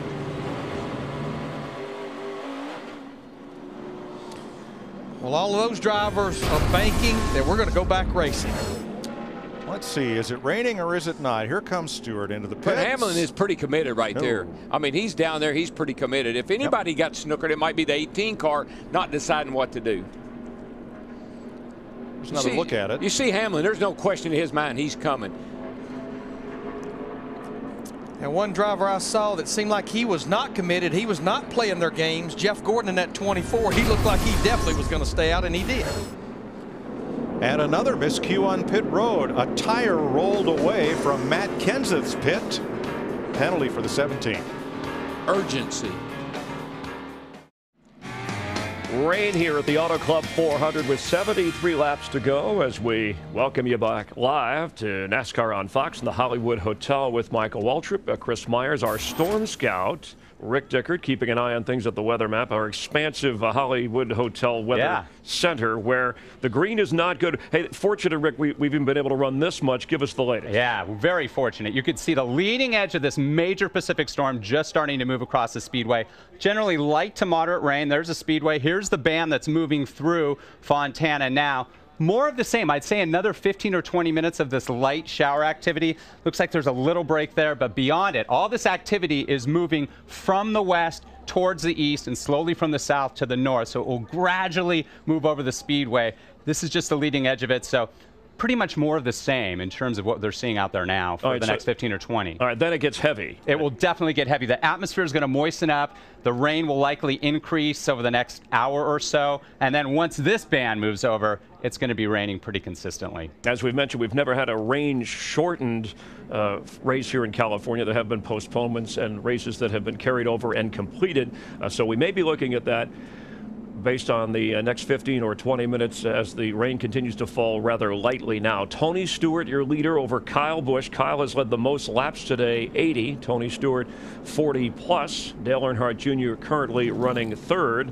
And let's take a look at the lead changes and leaders. Kyle Busch right off the bat here goes in front of pole sitter Denny Hamlin to establish the lead. And then we saw Tony Stewart make a nice move on Kevin Harvick, kind of dipping down and moving back. Let's listen. If he'd have worked with me a little bit, I wouldn't be trying to screw him over right now. Sorry, we're good. That was Tony Stewart. Yeah, you can see Tony had his hand out the window like, what's wrong with you, Kevin? I need you to work with me. I need some space. He didn't like what Tony did to Kevin. Didn't like it, neither did Tony. Meanwhile, Kyle Busch did have the lead, but Tony Stewart took that lead, lap 85. And at that point, we thought that, hey, get halfway, get official, as we see Jimmy Johnson. Whoa. His car is smoking. Yeah, what's going on there? That's got to be an engine problem of some sort. Fluid or oil coming out? Yeah, that looks like it's something under the hood, and the smoke's coming out the back of the car. What a terrible break for that guy. Unless it could be a great break, it starts raining a little bit heavier and he gets a red flag right here. Maybe it saves him. Yeah, he was inside the top 10. Let's take a closer look and see what happened if we can determine. Not much. You know, you wonder if he picked up some debris. It's so late in the race, you wouldn't think an oil line had worked its way loose. Maybe perhaps some debris off the track cut an oil line. Let's check in with Chris Devoto. Well, Chris, I'm down here in the 48 pit. They have had a little bit of radio kind of feedback all day long, but they had found out about the smoking situation basically from other teams. The 88, their teammate said, hey, why are you guys smoking? Jimmy, if he was trying to tell Chad, Chad couldn't hear. Chad just complaining about the radio situation. They're trying to figure out what the issue is right now. They were one of the teams that came in to pit, just making a small adjustment. But right now, they're as confused as anyone. Helmet's just going on the crew. They're trying to figure it out as we speak. All right, well, thanks, Crystal. Let's listen in on the radio communication for Jimmy Johnson's crew.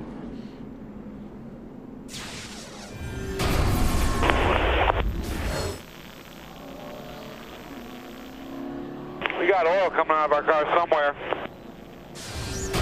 Yeah, you got oil leaking somewhere. Because we do? Yeah. Ooh, why? What makes you say that? Why do you say that? Well, because 17 told us we did, and there's smoke coming out of the back of it. Yeah, smoke demonstrates. Yeah, we got a problem somewhere.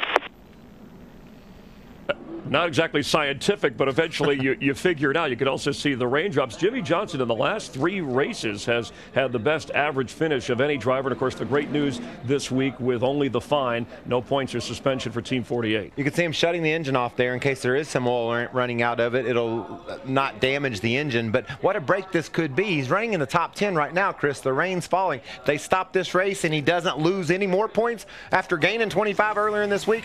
Big week for Jimmie Johnson. Yeah, and just outside the top 10. All right, so rain here in Fontana. Just over 70 laps to go. Tony Stewart, your leader. Problems for Jimmie Johnson. The Auto Club 400, presented by 5 Hour Energy, is sponsored by Geico. 15 minutes could save you 15% or more on car insurance. By AT&T, the nation's largest 4G network. AT&T, rethink possible. By Coca-Cola, it's time to refuel. Coca-Cola, open happiness. And by Lowe's. Lowe's, never stop improving. Rain is out here in Southern California. Our Auto Club race summary. Tony Stewart, your current leader. We've had 5 different leaders, 9 lead changes, and 1 caution, the yellow flag. Just 1 caution out, expecting the red any moment as the cars are stopped. The rain is falling, drivers getting out of their cars. Yeah, and this is a really tough time for a guy like Denny Hamlin. He's sitting there challenging Tony Stewart for the win. He makes a decision, comes to pit road. He's got fresh tires, and no one ahead of him does. But, man, the skies look very, very ominous. Yeah, it looks like we may not get the track back. So let's bring in Larry, Darrell, and Mike. And I guess, Darrell, at this point, Tony Stewart made his move aggressively, had a car good enough to be out in front, at least at the moment. Yeah, I mean, the strategy that he had, that kind of that juke that got Denny Hamlin on the pit road, that could be the winning move. I mean, Hamlin did have a fast car, but Tony stayed out. The 18 stayed out with him. Those 2 guys are running first and second. Well, now, Steve Addington's a sharp crew chief. He's got access to the same weather radar that we showed you earlier. But their new competition director, Greg Zipadelli, remember when Zipadelli left Joey Logano on the racetrack at New Hampshire in the rain, and Logano and Zippy went to victory lane. Yeah, regardless, though, all the teams have the same radar, and I'm just shocked with what we're seeing on our radar that they did bring Denny Hamlin in. You know, he's led a bunch of laps, and I just felt like as long as the radar is showing what it's showing, as long as you can look outside turn 3 and 4 and see that wall of rain, I just felt like the top 5 or 6 drivers had to stay out. And with the top 9 staying out, Jimmie Johnson winning the battle off pit road, which he probably hopes it rains for 40 days and 40 nights right now, Denny Hamlin outside the top 10. You know, Larry, one thing I'm shocked about is all the problems we've had on pit road today. This is one of the nicest pit roads, great big pit boxes. The only thing, I don't understand why guys are having so much trouble today. Right, lots of speeding and several equipment and tires leaving the pits. So a lot of fellows have spent some extra time in pit lane. 71 to go in Fontana. Welcome, race fans, to the Auto Club Speedway. Turkey or sausage? What about 14? Who's that?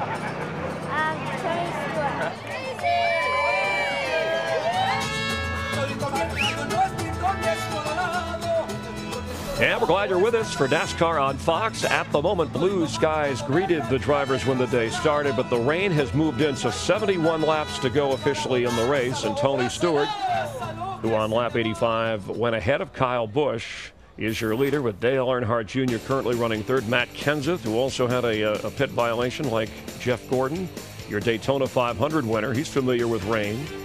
Currently in the 13th spot.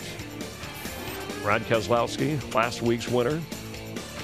Joey Logano, currently 24th, went to watch American Idol. Yeah, one of the fastest guys in this race has been Jeff Gordon. Look, Meyer down there in the 26th spot. Trouble on pit road. You just can't overcome it when it's a sprint race like this, Chris.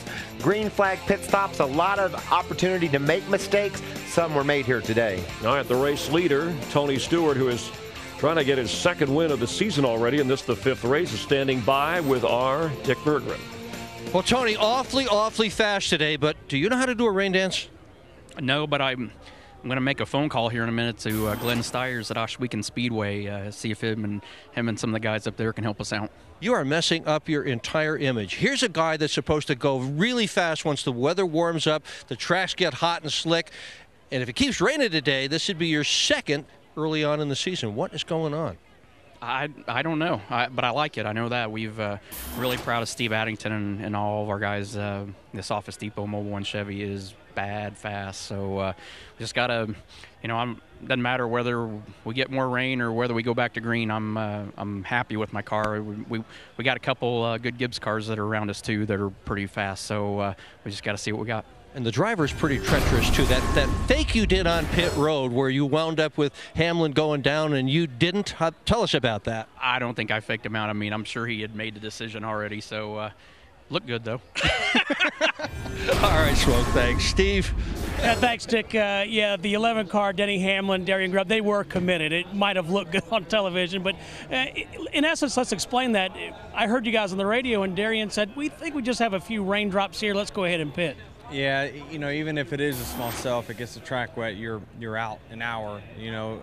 So if there's any cell within an hour, then you're in big trouble. But this is the strategy that you make. We're planning on the race going back green. If it doesn't, then we'll lose some spots. But if we chose to stay out there, then we were going to have to be behind all the cars that pitted, and then your chances of winning decreases greatly. So either give up a few spots if it finishes up here, or you lose a chance to win in the grand scheme of things.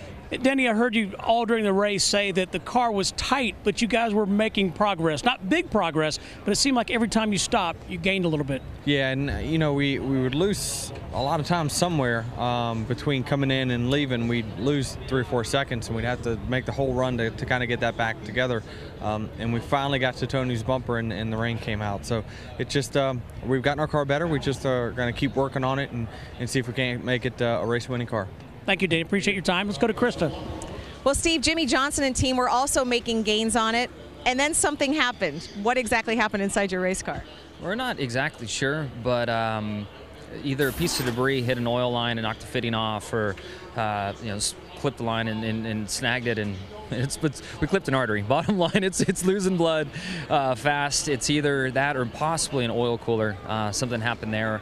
I really don't know what had happened. I'm just kind of idling along, and my friends pulled up alongside of me and were pointing, said, "You're smoking," and I heard it over the radio, and I could obviously see it and smell it, but I don't know what really caused it yet. So it's just a wild event, change of events, because when I came to pit road and took 4 tires, I wanted it to dry up real quick, and now I'm sitting here praying for rain. So as I'm sending these signals to the man upstairs, he's really confused what I've been asking for in the last 3 or 4 minutes. Let's talk about radio communication too, because I was in your pit and it seemed like Chad didn't know what was going on either. You said you got the word from teammates, other drivers. That's where Chad was getting the word from also.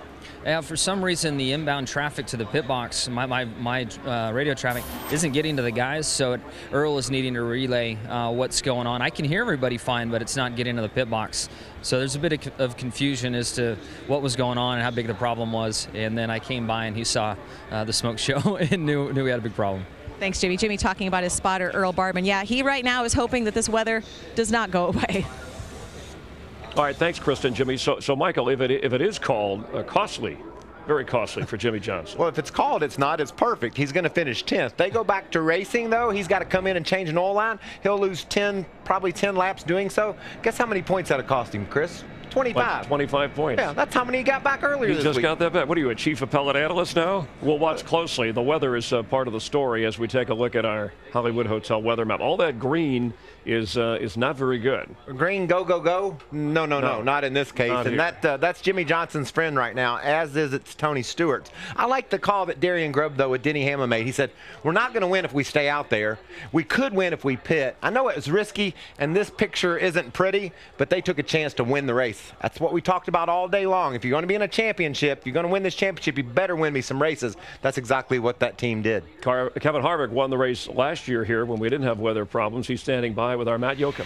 Shane Wilson kept Harvick on the racetrack, moved up 2 spots to 4th. Great call by Shane, but looking at the race car, you've been making some small adjustments. Is the first part of the run what's really your biggest hindrance, Kevin? Yeah, we're just having a tough time getting going, and after we run 7 or 8 laps, then the car gets going really good. So I don't know if we have too high, too low air pressure, or if we're too tight. We're too tight taking off. We've been pretty much too tight for the most part, but it gets good later in the run. So all in all, the guys on the Jimmy Johnson Chevrolet have done a pretty good job, and just keep plugging away. I like the phrase crushing them in 3 and 4, but 1 and 2, is that where you really need to make some gains? I can maintain in 1 and 2. I feel good about the speed in the car in 3 and 4. It's just I can't really get through the center of the corner like I need to. The car doesn't rotate like I need it to. So I don't really know what we need, but we just need to rotate a little bit better. Thanks, Kevin. Yeah, thank you.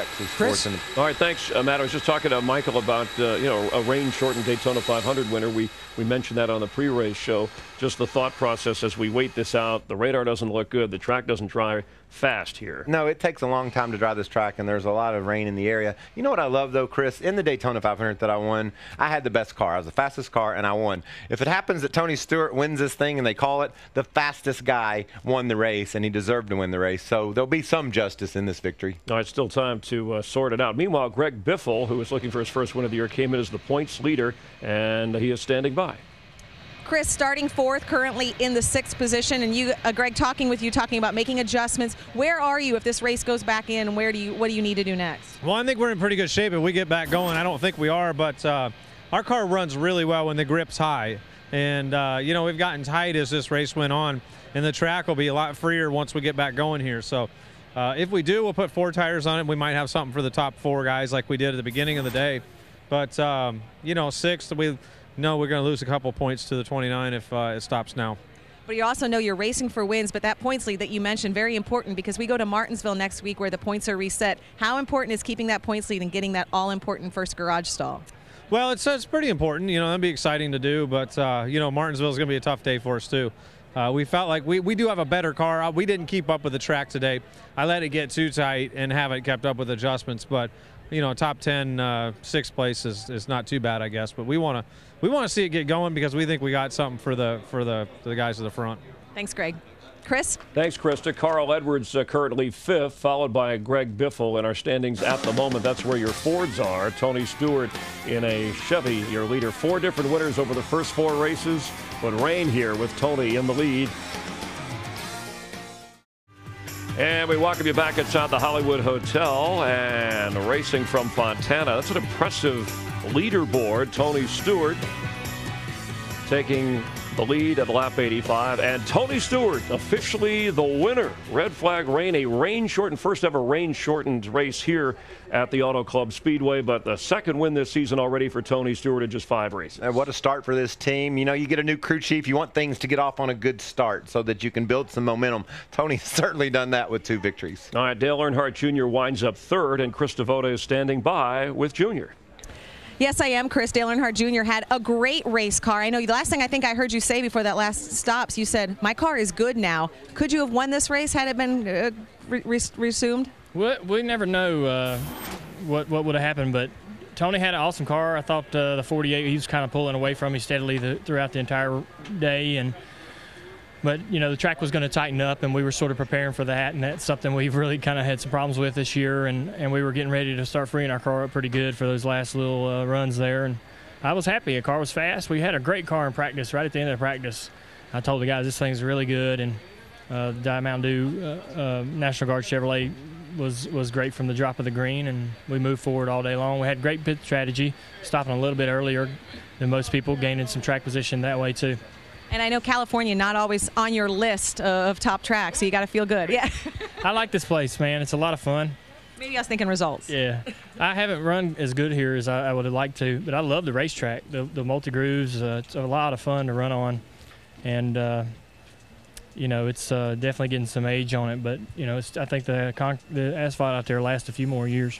Another great finish for Dale Earnhardt Jr. Chris? All right, thanks, Krista. 129 laps, and Tony Stewart is your winner, his second victory this year. Dick Berggren is standing by. It's damp, but it's a legitimate victorious celebration, Dick. Indeed it is. Tony has been hugging his team. You are doing so incredibly well. Are you driving better than you ever have before?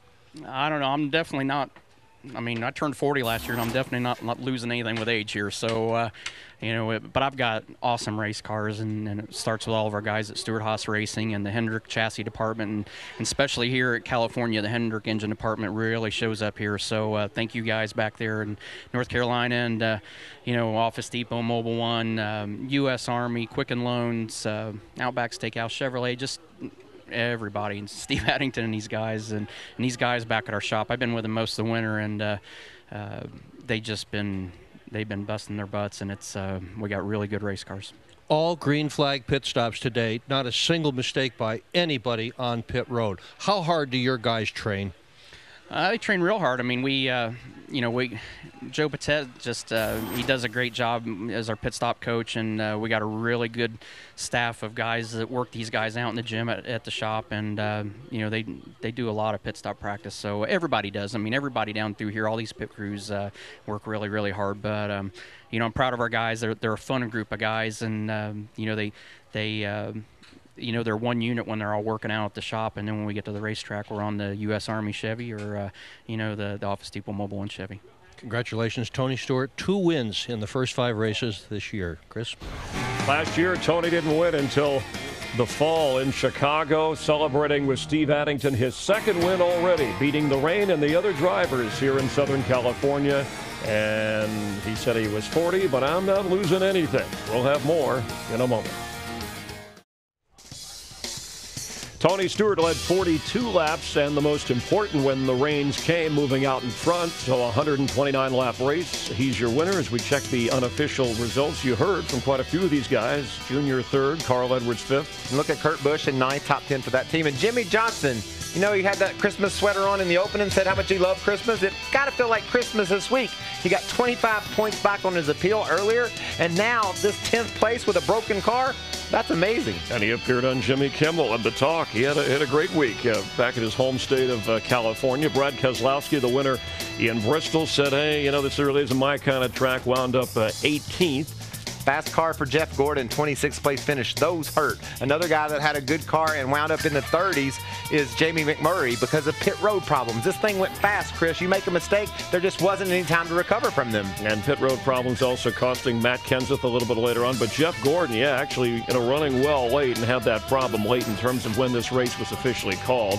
And those are your Auto Club 400 unofficial results. Kyle Busch leading the most laps, 80, as he took off from pole sitter Denny Hamlin to start things. And let's get some final thoughts from Darrell, Larry, and Mike on a rain-soaked victory for Tony Stewart. Well, it is rain-shortened, Chris, but the best car won. Tony Stewart passed everybody he needed to pass. He's now won the last 15 races, 1 out of every 10 of his Sprint Cup starts, and today's 46th career win ties Buck Baker for 14th on NASCAR's all-time win list. Wow. This team, the 14 team, Tony Stewart, he woke up. When they got in the chase last year, I don't know, he slept that first half of last year, but he woke up and he is alive and he is well and he is kicking. That car is amazing. Halfway through this race, it came alive, took off, took the lead, and never looked back. Larry, a lot of trouble on pit road today. Over a dozen teams had problems that got them a lap or more down and no chance to recover. Well, I think drivers and teams were thinking about the rain's coming. We got to get to halfway, and I think that's one reason we ran caution-free all 129 laps of this race, trying to pick up speed on pit road, getting on and off pit road. But I'm glad Michael Waltrip pointed out Kurt Busch because he was one of the 9 drivers that stayed out. We didn't talk about Kurt Busch today because why? He was almost a lap down a big portion of that run there. They stay out. Kurt gets his first top 10 finish of the year with Phoenix Racing.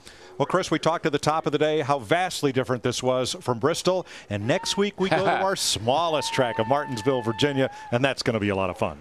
Tony Stewart singing, dancing in the rain. Thanks, guys. And we showed you moments ago, Michael, the points. Now that they are official, it's worth a second glance because that second victory for Tony Stewart, the wins, as we know, oh so important, but up to 4th. Still Biffle and Harvick, your top 2. You know what I love about our point system? Denny Hamlin there in 7th is 24 back. He lost 9 points by making that pit road decision. He could be 3rd in the points right now. You just hope those things don't come back to bite you when they add it all up in September. And the rain helps out Jimmy Johnson. You were quick to point out, not only after the ruling on the appeal going all the way to the limit. So just a fine against Chad Knaus and Team 48. And, of course, Jimmy Johnson, one of those guys like Carl Edwards, Kyle Busch, some of the headline drivers still searching for their first win of the year.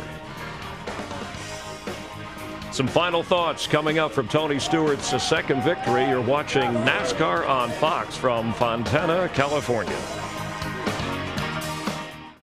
Wrapping things up here in rainy Fontana, California, not too far from Hollywood. You see crazy things in Southern California. It's actually snowing just a few miles from here. There were blue skies when we started the race today. I wonder if Jimmy Johnson's up there skiing again. He might be. Tony Stewart, when the day started, we all knew. In fact, even the weatherman scratching his head. I don't even think you're going to start the race. Well, we did. We went halfway. We went beyond halfway. So you had to be on your game and not make mistakes. Certainly. And this race is exactly up Tony Stewart's alley. Think about him. He's a dirt racer. He runs a 25-30 lapper. When they say go, he's gone. You saw him cutting off people early in the race, making Harvick mad, getting in front of Denny Hamlin, but just charging. And then your crew had to be perfect, too.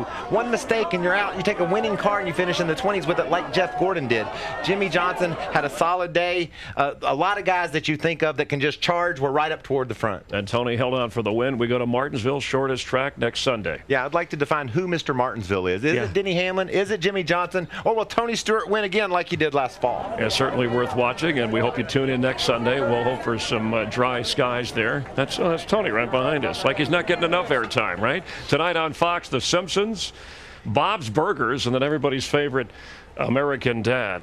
Next week, you heard us talk about it. Martinsville, Kevin Harvick passed Dale Earnhardt Jr. with 4 laps to go to win his second straight race. Remember, he won the California race last year, the closer, and then won that one. Yeah, and then a huge crash up there last year by Martin Truex Jr. Remember, his throttle hung and he went into the wall, caught on fire. So the short tracks, the speed is there. When you hit something, you can feel it. Yeah, in fact, the next 3 tracks on the schedule, we get an Easter break after Martinsville, but Texas and Kansas, those are all part of the chase eventually when we get there. So will those upcoming events be a gauge for the guys that play for the championship? Certainly defending champ Tony Stewart will be part of that. So 4 different winners over 5 races, but Tony Stewart, the double winner so far. We hope you join us next Sunday. For Michael Waltrip, I'm Chris Myers, our entire gang. Have a great week.